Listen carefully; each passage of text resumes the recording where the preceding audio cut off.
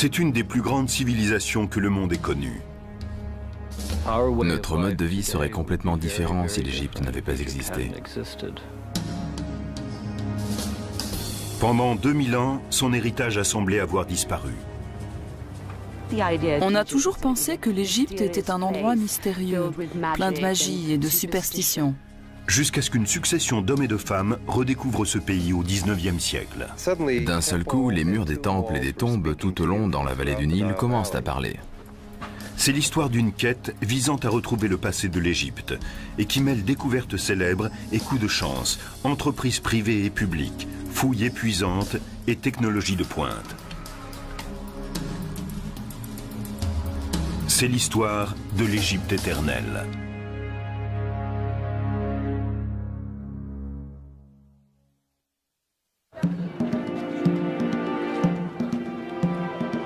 Le musée égyptien du Caire abrite quelques-uns des plus grands trésors de l'Antiquité. C'est un endroit fascinant à visiter. Ici, les autorités égyptiennes et des spécialistes de l'informatique ont uni leurs forces pour découvrir les secrets d'une civilisation. Dans le cadre d'un projet ambitieux appelé l'Éternelle Égypte, des milliers d'objets comme cette statue de scribe assis ont été numérisés et entrés dans une immense base de données accessible à tous via Internet.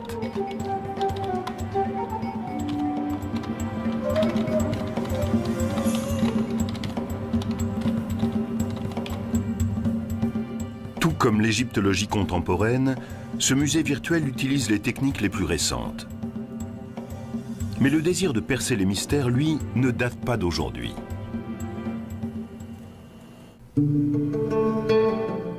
On peut déjà le voir à l'œuvre en 1798, lorsqu'un petit groupe de savants et d'ingénieurs suivent Napoléon dans sa campagne d'Égypte.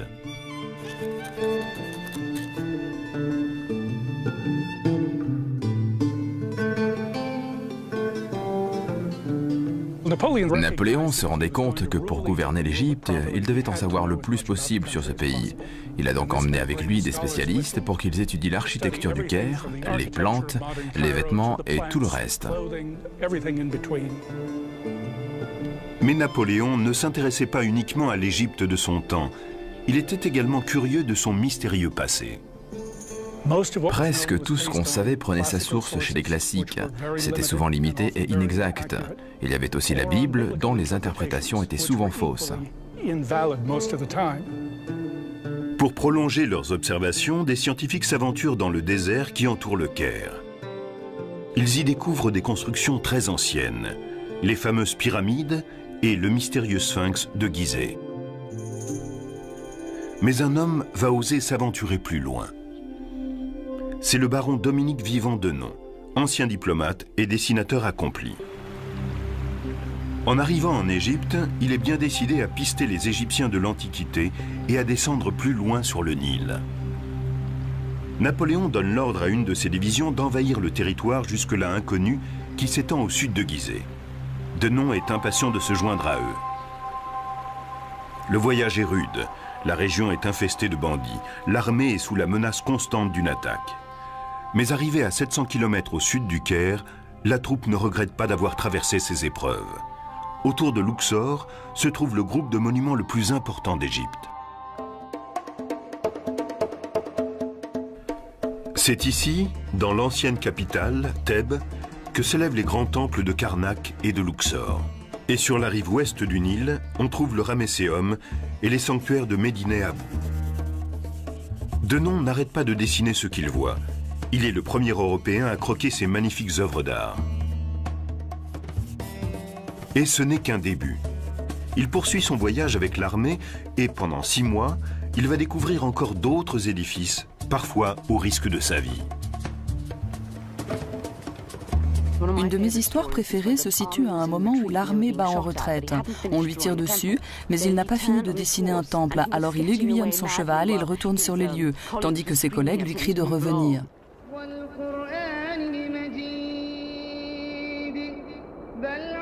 En juin 1799, Denon regagne le Caire, où une terrible surprise l'attend.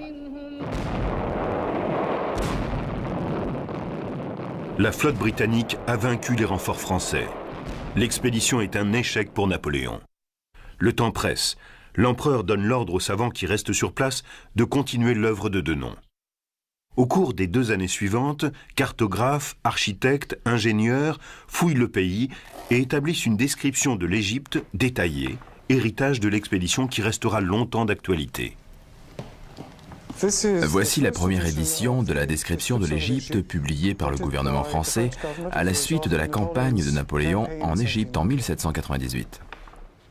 Philippe Croom est le directeur de la bibliothèque de livres anciens de l'Université américaine du Caire. C'est une étape importante pour l'étude de ce pays. Cela n'avait jamais été fait auparavant. Il voulait vraiment apprendre le maximum de choses, le tout dans une perspective scientifique.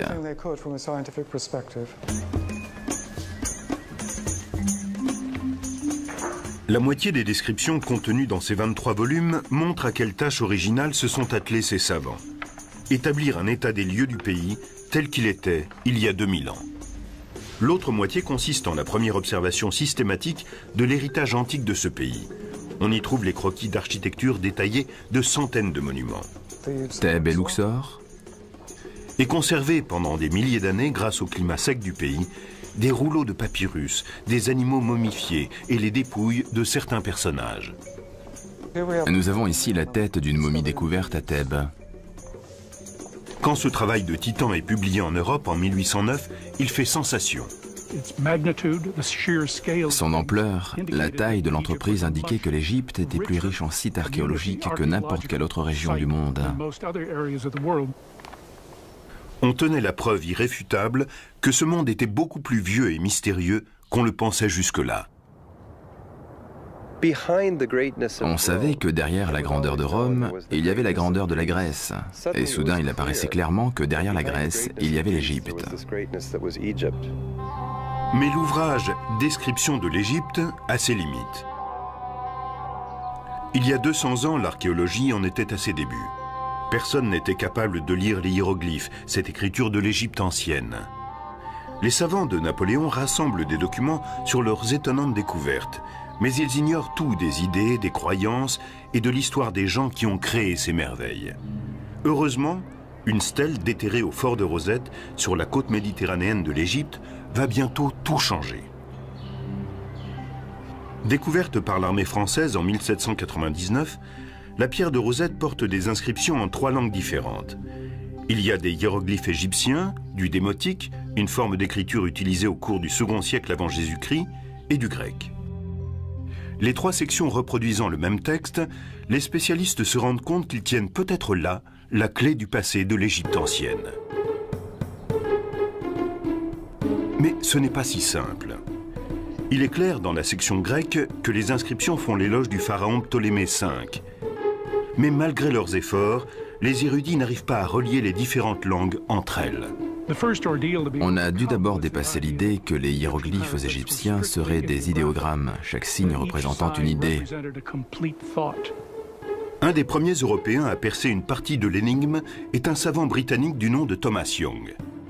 16 ans après la découverte de la fameuse pierre, Young comprend que le nom de Ptolémée, lisible dans la partie grecque, correspond à un groupe de hiéroglyphes entourés d'un ovale, ce qu'on appelle un cartouche. Il lui paraît soudain évident que ces hiéroglyphes reproduisent phonétiquement le nom de Ptolémée. Mais ce n'est qu'une partie de la solution. La découverte capitale va se produire à Paris 7 ans plus tard, grâce à un linguiste français, Jean-François Champollion. Comme Young, Champollion pense que les hiéroglyphes sont un ancien alphabet, mais le 14 septembre 1822, il fait un pas décisif.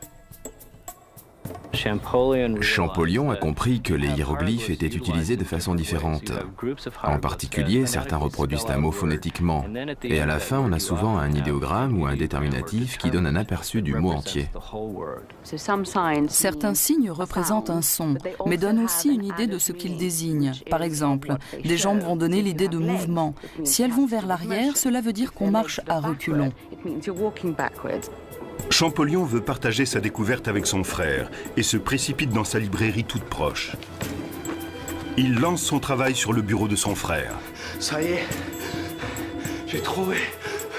Et s'évanouit aussitôt. Quand il revient à lui 4 jours plus tard, il commence à élaborer un dictionnaire et une grammaire d'égyptien ancien. Après 2000 ans de silence, les Égyptiens de l'Antiquité parlent de nouveau avec leurs propres mots.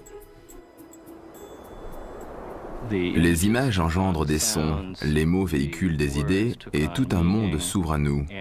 C'est le résultat de cette découverte stupéfiante. Tout est en place pour permettre les grandes découvertes de l'égyptologie.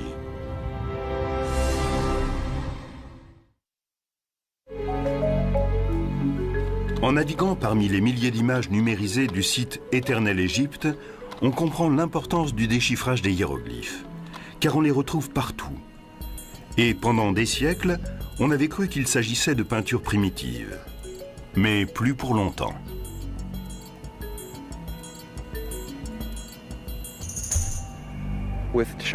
Champollion parvient à déchiffrer les hiéroglyphes et d'un seul coup, les murs des temples et des tombes tout au long dans la vallée du Nil commencent à parler. Il fallait donc aller collecter toutes ces inscriptions. Parmi les hommes qui entreprennent ce voyage, on trouve un jeune savant anglais, John Gardner Wilkinson. Profitant de la paix relative qui suit le départ de l'armée française, Wilkinson visite les sites les plus fascinants de l'Égypte antique. Comme les érudits de Napoléon 20 ans plus tôt, il recopie à la main des milliers d'inscriptions. Mais alors que ceux-ci devaient se contenter de reproduire les hiéroglyphes, il peut les lire. On découvrait ce qui intéressait les Égyptiens, quelles étaient leurs préoccupations. On s'est aperçu tout à coup que leur vérité était très proche de la nôtre. Wilkinson fait part de ses découvertes dans un ouvrage qu'il publie à son retour. À l'aide de détails frappants, il tente pour la première fois de reconstruire la vie quotidienne des anciens Égyptiens, leur organisation sociale, leurs croyances religieuses et leur histoire politique. On compte 3 grands royaumes, l'Ancien, le Moyen et le Nouveau. Mais les épigraphes comme Wilkinson ne sont pas les seuls Européens à sillonner le pays.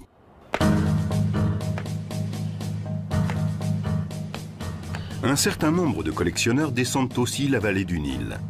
Ils s'essaient à l'archéologie, découvrent des sites inconnus et des trésors inestimables. Mais les fouilles qu'ils pratiquent sans discernement vont considérablement retarder les futures recherches. L'archéologie, c'est un peu comme un travail de détective. Sur une scène de crime, il faut d'abord enregistrer le moindre détail avant de bouger quoi que ce soit. Si vous entrez dans une pièce simplement pour en emporter des objets et des pans de mur, vous détruisez l'histoire que la pièce pourrait vous confier, que le contexte pourrait vous raconter. Un de ces aventuriers les plus étonnants est un ancien ingénieur hydraulique du nom de Giovanni Belzoni. Arrivé en Égypte en 1817, il remet très vite ses lettres de créance.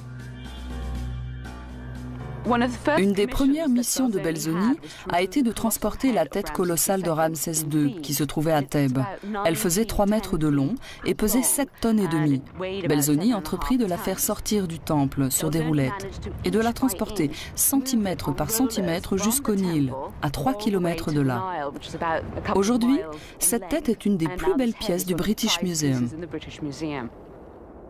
Mais Belzoni n'était pas seulement un chasseur de trésors. Désireux d'en savoir plus sur les Égyptiens de l'Antiquité, il pénètre dans la seconde des grandes pyramides de Gizeh. Il est l'un des premiers à traverser les rapides à Assouan et à entrer dans le magnifique temple de Ramsès le Grand à Abou Simbel. Mais c'est à son retour à Luxor qu'il fait sa découverte la plus étonnante. Entre les collines de l'autre côté du fleuve, les pharaons égyptiens du Nouvel Empire ont bâti leurs tombes. Belzoni découvre que plusieurs d'entre elles ont déjà été pillées à des périodes plus anciennes. Mais il est convaincu qu'il en reste d'autres. Il place un peu partout dans la vallée des rois ses ouvriers égyptiens qui découvrent bientôt 5 tombes creusées dans la pierre. Et le 18 octobre 1817, il pénètre dans la tombe numéro 6. C'est peut-être le moment le plus intense de la vie de Belzoni quand il entre dans ses chambres funéraires. Kent Weeks est un égyptologue qui fait autorité dans le domaine des tombes antiques. Ce n'est pas uniquement une des plus grandes découvertes de Belzoni, c'est une des plus grandes découvertes qui ait jamais été faite dans la vallée des rois. Sans le savoir, Belzoni a découvert la tombe du père de Ramsès le Grand, le pharaon bâtisseur d'empire, Séti Ier. Seti était un dirigeant très puissant. Son importance ne se mesure pas uniquement à la taille de sa tombe, mais à certains changements subtils dans les textes religieux. Ici, par exemple, nous trouvons des images d'étrangers comme s'il voulait dire « L'Égypte sous mon règne est devenue un grand empire qui couvre le monde. Nos dieux contrôlent non seulement ce qui se passe dans la vallée du Nil, mais ce qui se passe dans le monde entier. » À 135 mètres derrière la façade du temple, Belzoni découvre finalement la chambre funéraire de Seti. Ce plafond qui présente la vision égyptienne des cieux est ce qui a été peint de plus beau dans le Nouvel Empire. Cette tombe aussi a été dévalisée, mais les pillards ont laissé un trésor derrière eux. Un sarcophage superbement orné en albâtre translucide. Bien sûr, Belzoni l'a ramené en Angleterre et il s'est retrouvé au Soames Museum où il est exposé dans un coin sombre du sous-sol.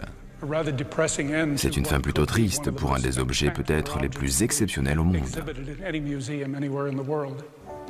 De retour en Angleterre, Belzoni loue une salle d'exposition à Londres pour partager ses autres découvertes avec un public fasciné.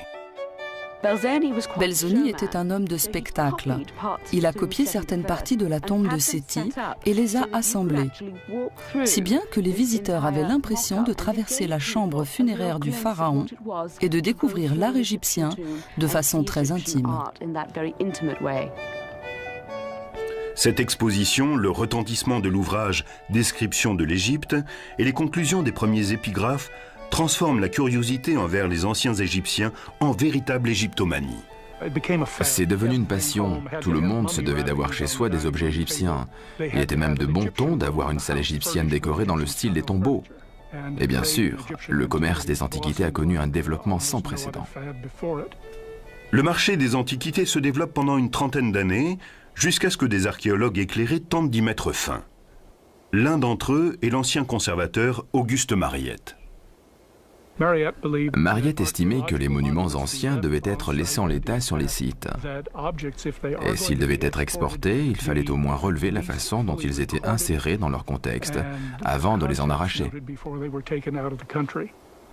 Au début, Mariette est impuissant. Et puis, en 1851, la chance tourne avec une découverte faite par hasard. En explorant l'immense nécropole de Saqqara au sud de Gizeh, il remarque la tête d'un petit sphinx qui dépasse du sable. Cela lui rappelle l'avenue des Sphinx qui menait à la nécropole du légendaire taureau Apis. Les Égyptiens de l'Antiquité ont vénéré ces animaux sacrés pendant des millénaires. La découverte de ces tombes se révèle être d'une extrême importance. Mariette creuse pendant une année et son entêtement se révèle finalement payant. Mariette est arrivée devant une porte en grès qui était scellée. Il l'a enfoncée et est entré. L'égyptologue Salima Ikram est une spécialiste des pratiques funéraires de l'Égypte antique. Après avoir enfoncé la porte, Mariette a découvert une quantité de stylés en calcaire gravés par des rois, des roturiers, des tas de gens, et tout était dédié au taureau Apis. Après avoir passé l'entrée, Mariette se retrouve dans des galeries creusées dans le roc sur des kilomètres. Il découvre des chambres secondaires qui renferment des merveilles, comme d'énormes sarcophages de granit de plus de 80 tonnes chacun. On peut lire ici Apis, le fils bien-aimé d'Osiris qui lui donne la vie, l'éternité et la prospérité à jamais. À l'intérieur d'un de ces immenses cercueils, Mariette découvre les restes d'un taureau momifié enseveli au cours du règne de Ramsès le Grand. Cette découverte fait sensation et lui vaut bientôt d'être nommé à la tête du service des antiquités égyptiennes. Usant de son autorité, Mariette arrête toutes les fouilles en dehors des siennes et interdit l'exportation d'objets sans autorisation spéciale. Il crée un musée permanent pour sa nouvelle collection d'antiquités. L'égyptologie entre dans son âge d'or.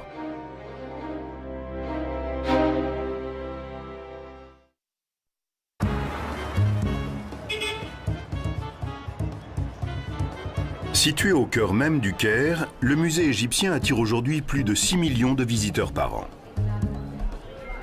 Un guide numérique permet aux visiteurs de consulter l'immense base de données sur l'Égypte éternelle, tout en admirant de nombreux objets d'une grande beauté. Cette façon de les regarder non comme des œuvres d'art, mais comme le témoignage d'une civilisation antique, a débuté à la fin du XIXe siècle grâce à la grande romancière anglaise Amelia Edwards.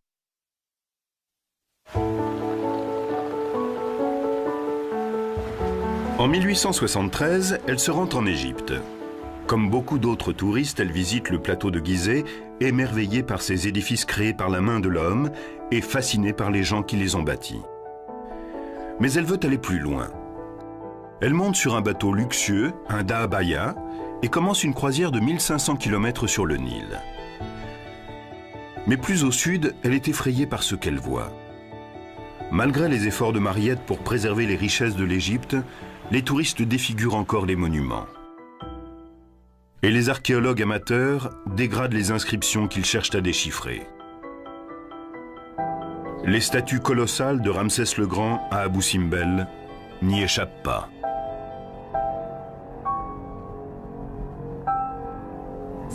Quelqu'un a fait un moulage en plâtre du visage de Ramsès et a laissé des traces blanches de plâtre derrière lui. Ce n'était bien sûr pas très heureux esthétiquement. Alors, Amelia Edwards a donné l'ordre à des gens de faire des tonnes de café dont elle a aspergé la statue. Ainsi, le plâtre a-t-il été teint de la même couleur que la pierre. Mais cela ne sera pas sa seule action. À son retour, elle lance une campagne pour faire connaître au public les Égyptiens de l'Antiquité et crée une société historique connue sous le nom de Fonds d'exploration égyptien. Ces fonds encourageaient l'archéologie propre. On ne pouvait faire des fouilles sur un site et se contenter de mettre des objets dans une caisse à destination d'un musée. Vous deviez étudier le contexte dans lequel ils se trouvaient pour les analyser ensuite en fonction de leur cadre historico-culturel. On trouve parmi les premiers protégés de cette fondation un jeune topographe britannique du nom de Flinders Petrie. En 1881, Petrie arrive en Égypte pour étudier la grande pyramide de Gizeh, dont certains disent qu'elle est trop parfaite pour avoir été construite par des humains. Il constate bientôt que la pyramide, tout admirable qu'elle soit, possède toutes les imperfections qu'on retrouve dans les anciennes constructions.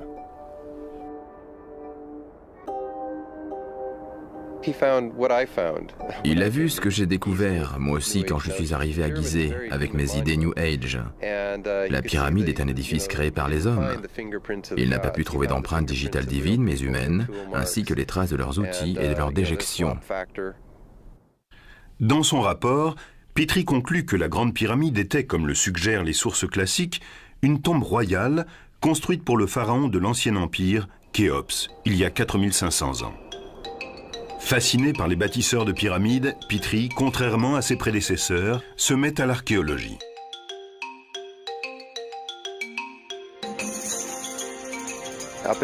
Jusque-là, les égyptologues s'étaient concentrés sur les inscriptions qu'ils trouvaient sur les temples et les pyramides. Mais de même qu'on ne peut pas comprendre la société américaine en se contentant d'aller à Washington et d'en décrire les monuments, Petrie s'était rendu compte qu'on ne comprend pas une civilisation sans en connaître la vie quotidienne. Pour déchiffrer ce quotidien, Petrie étudie tout ce qu'il ramène de ses fouilles, que ce soit un fragment de poterie ou un trésor inestimable. Le plus important dans le travail de Petrie, c'est qu'il insiste en permanence sur le contexte archéologique. Ce n'est pas tant ce qu'on trouve qui est important, que l'endroit où on le trouve et tout ce qu'il y a autour. À travers son approche révolutionnaire, Petrie développe une technique de datation très sophistiquée qui va lui permettre de faire des découvertes remarquables au cours des 40 années suivantes. À Thèbes, il déterre une stèle dont l'inscription fait référence pour la première fois à la tribu d'Israël. Au nord de Luxor, à Nagada, il trouve des milliers d'anciennes tombes, dernières demeures des tout premiers habitants de la vallée du Nil. Cela lui permet d'éclairer 10 siècles d'une histoire jusque-là totalement inconnue, celle de la période qui précède la première dynastie des souverains d'Égypte. Et il n'est pas le seul. Un nombre grandissant d'égyptologues travaillent à présent dans la vallée du Nil, et eux aussi font des découvertes essentielles. Une plaque de pierre qui raconte l'histoire du premier pharaon de l'Égypte unifiée. Des tablettes d'argile qui se révèlent être des lettres diplomatiques datant d'il y a 3000 ans. Et la seule statue connue de Khéops, le pharaon de l'Ancien Empire pour qui a été construite la Grande Pyramide. Une des découvertes les plus fascinantes est pourtant faite à Luxor par les Égyptiens eux-mêmes. Il s'agit de momies arrachées à leur tombe à la fin du Nouvel Empire et cachées par des prêtres. Parmi elles, celle de quelques personnages royaux majeurs, tels Séti Ier, dont Belzoni s'était emparé du sarcophage, et celle du plus célèbre de tous les pharaons, Ramsès le Grand. Tout à coup, ces rois puissants ne sont plus seulement des noms, ils ont des visages. Mais il reste une tombe royale du Nouvel Empire qui n'a pas encore été découverte et dont on sait qu'elle n'a pas été pillée. Il faut se contenter d'imaginer les richesses qu'elle contient jusqu'en novembre 1922, quand Howard Carter effectue une des plus grandes découvertes de l'histoire de l'égyptologie. Carter, qui a débuté sous les ordres de Flinders Petrie, étudie la vallée des rois durant 5 ans avant de faire sa célèbre découverte. Quelques marches taillées dans le roc mènent à un passage encombré de gravats qui se termine par un mur scellé du sceau d'un pharaon du Nouvel Empire, jusque-là peu connu, Toutankhamon. Carter dégage quelques pierres. Il entrevoit une lumière à travers cette ouverture et pénètre à l'intérieur de la chambre. Comme Belzoni, 180 ans avant lui, Carter vit une expérience exceptionnelle. Il est le premier à pénétrer dans cette tombe depuis des millénaires. C'est un témoignage unique, inviolé depuis 3500 ans, sur la sophistication de la cour des rois égyptiens. Parmi 5000 objets, il trouve un chariot en pièces détachées, au centre duquel se trouve un mannequin de la taille d'un homme. De vastes couches en or, en forme d'animaux, utilisées au cours des funérailles de Toutankhamon. Un trône plaqué d'or, merveilleusement décoré. Et une galerie gardée par 2 statues du défunt roi. À l'intérieur de cette galerie, Carter découvre 4 grands catafalques dans lesquels reposent 3 sarcophages, dont un en or massif, où reposent les restes momifiés du pharaon. Les trésors de la tombe, les magnifiques ornements, l'omniprésence de l'or captivent l'imagination populaire. Comme lors de la découverte de celle de Séti Ier par Belzoni, le public se passionne pour l'égyptologie. Cette discipline devient bientôt un des domaines les mieux subventionnés de l'archéologie. C'est un moment important de l'histoire de notre discipline. Mais la découverte de la tombe de Toutankhamon n'est que le début d'une série de révélations qui va survenir au cours des années suivantes.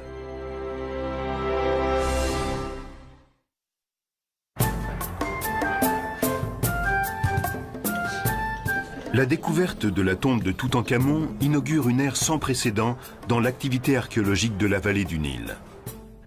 Un événement important a bientôt lieu en 1939 près de la ville de Tanis, située dans le delta du Nil. Un archéologue français, Pierre Montet, découvre non pas une, mais 6 tombes royales intactes.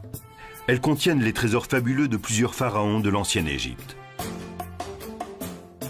Mais cette découverte est éclipsée par les conflits qui déchirent le monde.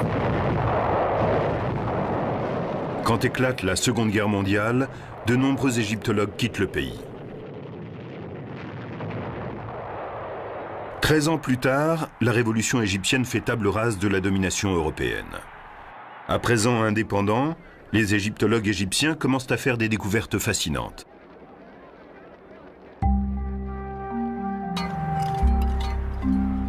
L'une des plus étonnantes a lieu à l'ombre de la grande pyramide de Gizeh, quand un inspecteur des antiquités égyptiennes, Kamal el-Malak, retrouve cette barque en bois vieille de 4500 ans qui appartenait au pharaon Khéops.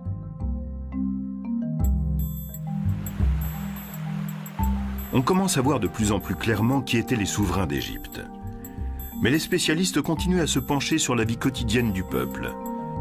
Ils disposent maintenant de techniques très sophistiquées. Et bientôt va naître le remarquable programme intitulé « Projet de sauvetage nubien ».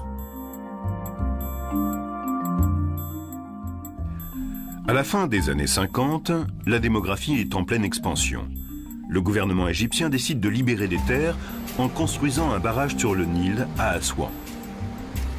Pour la réalisation du lac de retenue des eaux, certains sites parmi les plus spectaculaires de la Haute-Égypte vont être inondés.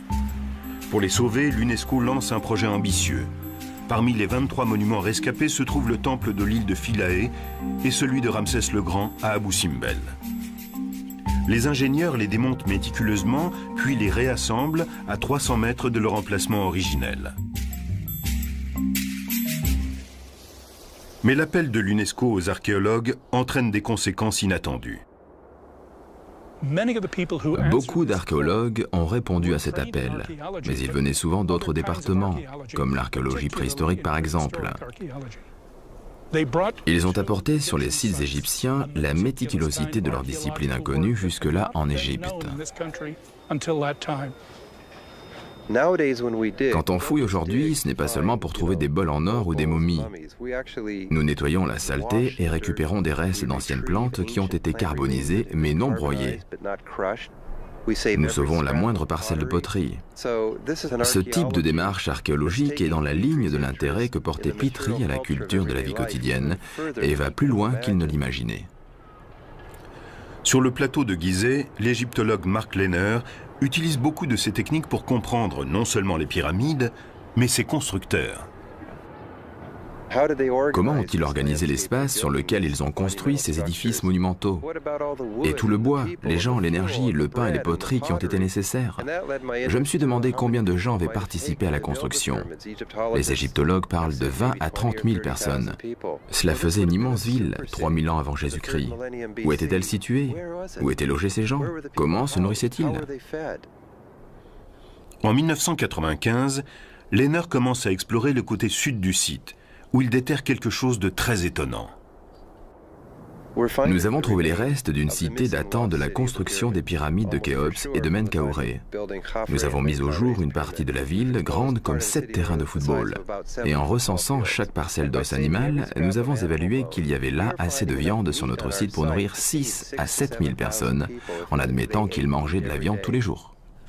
À partir de tous ces indices, Lehner a la certitude que ces gens participaient à un projet de travaux publics impliquant tous les Égyptiens. Au cours du Moyen Empire et du Nouvel Empire, la construction des pyramides a mobilisé toutes les énergies. Il a fallu créer de nouvelles façons d'organiser la société et l'économie pour accomplir un des projets de travaux les plus importants du monde. C'est cette organisation qui m'a fait dire que le plus intéressant était non pas comment les Égyptiens ont construit les pyramides, mais comment les pyramides ont permis à l'Égypte de se construire.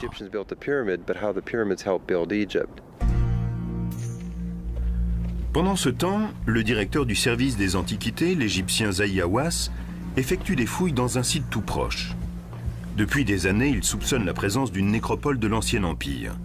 Les premières fouilles ne mènent à rien. Puis, en 1990, un terrible accident va tout changer. Une Américaine galopait par là quand son cheval a posé la patte dans un trou au-dessus de la première tombe. On m'en a informé, et quand je suis venu, j'ai dit « Ça y est, on tenait les tombes des constructeurs des pyramides. » Après 15 années de fouilles, Zahi Hawass déterre plus de 600 squelettes et pose un visage humain sur ces ouvriers de l'Antiquité. L'étude des squelettes nous a permis d'établir que la taille moyenne d'un Égyptien de l'Antiquité était de 1,60 m à 1,85 m. Les hommes comme les femmes avaient le dos déformé car ils portaient de lourdes charges. Ils mouraient jeunes, vers 30-35 ans. La nécropole contredit l'idée selon laquelle seuls les pharaons étaient enterrés dans des pyramides. Cette tombe nous a fourni de nombreux renseignements. Nous savons que dans l'Ancien Empire, la forme pyramidale était liée au roi et à la reine. Mais nous avons découvert qu'ici, la pyramide était destinée à tous. Voici l'une d'entre elles. Les gens étaient ensevelis sous la pyramide, comme dans une pyramide royale. Si on compare avec la pyramide de Khéops, on voit que celle du roi est en grès et celle des ouvriers en briques de terre. Le plateau de Gizeh n'est pas seul à nous livrer ses secrets. Dans le delta du Nil, à Tel el-Daba, l'archéologue australien Manfred Bitak découvre des fragments d'immenses peintures murales identique à celle des Minoens de Crète, ce qui tendrait à montrer que les cultures de l'Antiquité avaient plus de contact qu'on ne le croyait jusqu'alors. Sur la côte méditerranéenne égyptienne, une équipe d'archéologues sous-marins français a exploré l'ancienne cité d'Alexandrie et dégagé 26 sphinx de ce qui pourrait être les restes du fameux phare d'Alexandrie. Mais même la vallée des rois offre aujourd'hui encore des surprises. À la fin des années 80, Kent Weeks travaille à l'établissement d'une carte archéologique détaillée de la vallée quand il se dit qu'il doit manquer une tombe. Nous avons redécouvert la KV5 en 1989. L'escalier que j'ai descendu était obstrué par 4 mètres de gravats. À l'intérieur de la galerie, Weeks trouve une inscription mystérieuse. Il s'agissait en fait du nom et des titres du fils aîné de Ramsès II, un jeune homme du nom de Hirkopchef. Et sur les murs, encore des noms et des titres. Ici, celui d'un autre fils de Ramsès, appelé lui aussi Ramsès, et que nous avons renommé Ramsès Junior. On savait que Ramsès le Grand avait eu plus de 9 fils, et il semble que ce soit leur tombe. À l'intérieur, Weeks trouve une grande salle soutenue par des piliers et donnant sur une galerie. Nous avons déblayé une partie de la grande salle et nous nous sommes retrouvés dans une galerie qui s'enfonçait dans la montagne sur plusieurs dizaines de mètres. Nous étions dans la plus grande tombe de la vallée des rois. La redécouverte de la KV5 fait la une des journaux du monde entier. Il semble que ce soit la dernière grande découverte en Haute-Égypte pour quelque temps. Aujourd'hui, les préoccupations vont vers une nouvelle menace.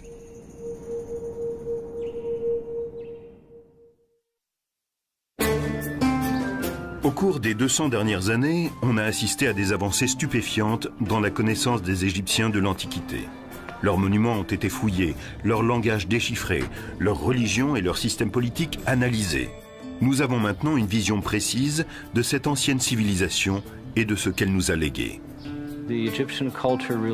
La culture égyptienne est à la base de la culture occidentale contemporaine. Nous sommes leurs descendants.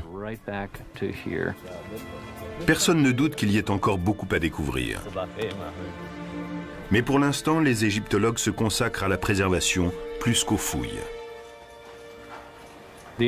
Les Égyptiens ont construit leur temple en pierre. Ils pensaient logiquement qu'il serait éternel. Mais nous avons découvert récemment que ce matériau peut aussi être très fragile. Dans toute l'Égypte, les édifices que le désert a protégés pendant 3000 ans tombent en ruine à cause de la pollution industrielle, de l'irrigation excessive, de l'accroissement de la population et du tourisme de masse. Le tourisme de masse est nocif pour les monuments égyptiens. Quelqu'un qui entre dans la grande pyramide y apporte 20 grammes d'eau contenant du sel. Si 5000 personnes par jour entrent dans une tombe royale, que se passera-t-il au bout de 10 ans ? C'est un des grands défis de l'Égypte. Comment trouver un équilibre entre l'ancien et le nouveau ? Nous allons perdre ces précieux monuments si nous ne faisons rien. Pour sortir de cette crise, le gouvernement égyptien a mis en place une nouvelle gestion des sites anciens. Il a limité les fouilles au sud du delta du Nil. Il privilégie les projets de documentation et de conservation, comme l'étude épigraphique de Luxor, dirigée par l'égyptologue Ray Johnson.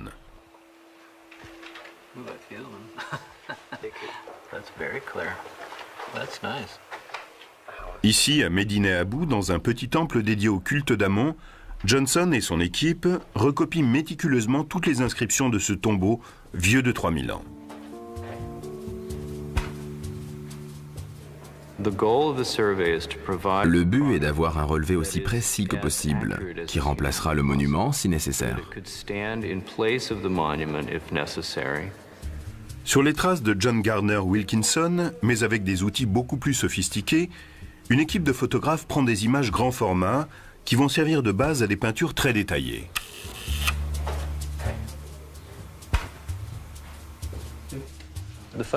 Le photographe ne montre pas tout. Les détails invisibles sont rajoutés par la suite. À la Chicago House de Luxor, les dessins au crayon sont ancrés avant d'être immergés dans des bains d'iodine qui dissolvent la photo mais laissent le tracé de l'encre.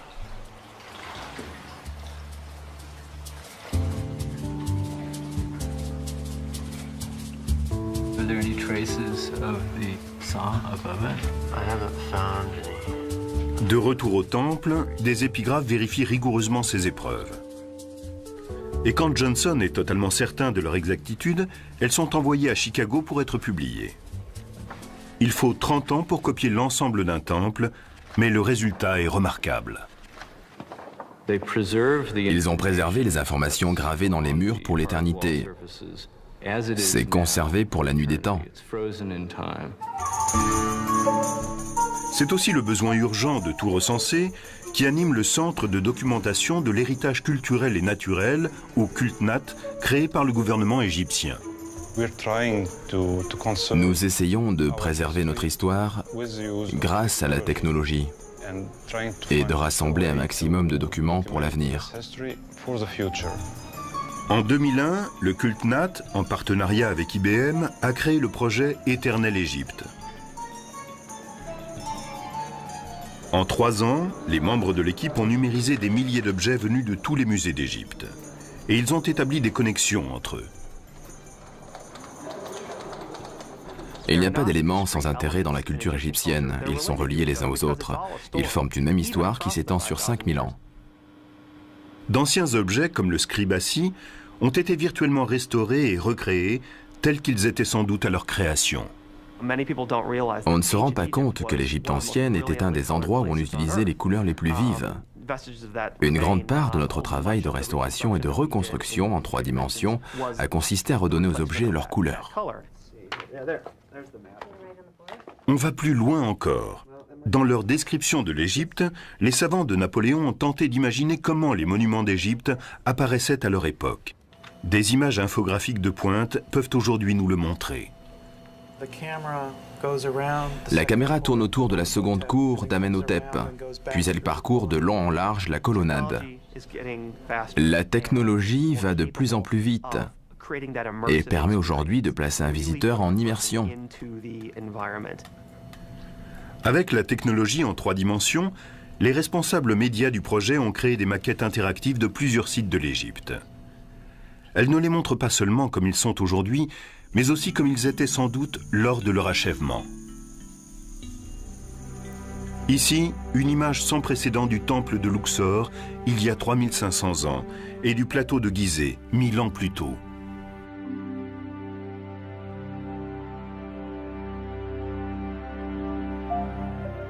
Mais le cœur du projet, c'est le résultat des recherches de ces 2 derniers siècles. Une image vivante d'un peuple de l'Antiquité, à travers ses écrits, ses monuments et ses objets. Depuis 2004, ce projet peut être consulté au musée égyptien à travers des guides numériques, des téléphones reliés à des bases de données et via Internet sur le site eternalegypte.org. Le projet ne s'est jamais achevé. Nous avons tenté de construire une infrastructure assez souple pour pouvoir accepter de nouvelles données, de nouveaux objets, de nouveaux personnages, de nouveaux sites et pour inclure de nouveaux modes de connexion. Il s'agit de créer une nouvelle pensée, un nouveau contexte entre tout cela. Et pendant ce temps, on continue les recherches sur cette fascinante civilisation. En 1995, on avait retrouvé 67 chambres funéraires. Aujourd'hui, on en est à 120. Pendant combien de temps fouillera-t-on encore? Je n'en sais rien. Mais à ce rythme, il faudra encore 2 ou 3 générations pour venir à bout de la KV5. Ma prochaine étape sera de me consacrer aux sites urbains que nous avons découverts. Cela demande plus qu'une vie d'homme. Nous n'arriverons pas au bout. Nous voulons sauver certaines choses pour les archéologues du futur, qui disposeront de techniques encore plus avancées, qui sont aujourd'hui inimaginables. Aujourd'hui, nous savons tous que le passé de l'Égypte est notre passé à tous. Nous lui devons beaucoup. Nous devons aux Égyptiens leur savoir, leurs idées, leur philosophie.